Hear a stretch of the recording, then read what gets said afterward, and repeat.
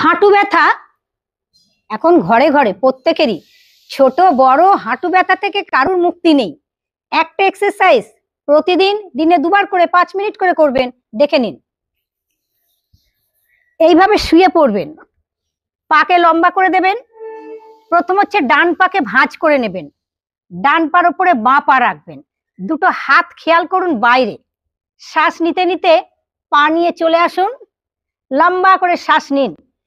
ডান পায়ের আঙুল নিচের দিকে টান, আর দুটো হাত কিন্তু এসেছে পাশ থেকে।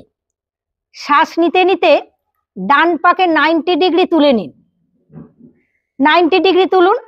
পায়ের আঙুল রাখবেন আকাশের দিকে, গোড়ালি মাটির দিকে।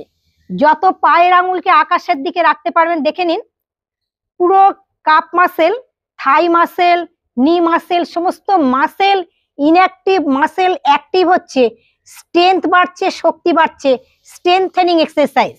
শ্বাস ছাড়তে ছাড়তে ধীরে ধীরে ধীরে ধীরে ধীরে ধীরে ডান পাকে জায়গায় রেখে দিন, লম্বা করে শ্বাস নেবেন।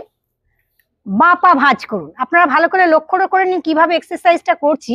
বাঁ পা ভাঁজ, বাঁ পার উপরে ধীরে ধীরে ডান পা রাখুন, পাকে আপনার কাছে নিয়ে আসুন, ধীরে ধীরে নিয়ে আসুন।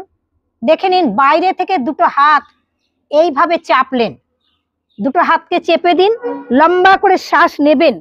মাথা কিন্তু থাকবে মাটিতে। যত চাপ দিতে পারবেন তত দুটো পায়ের উপকার পাবেন বেশি। ঠিক 30 সেকেন্ড, 40 সেকেন্ড, 1 মিনিটও রাখতে পারেন, বৃষ্টি পড়ছে। এবার শ্বাস নিতে নিতে খেয়াল করুন ভালো করে, আমি হাত দুটো কোথায় রাখছি, হাতের পাতা। লম্বা করে শ্বাস নিতে নিতে পাকে 90 ডিগ্রি তুলে দিন।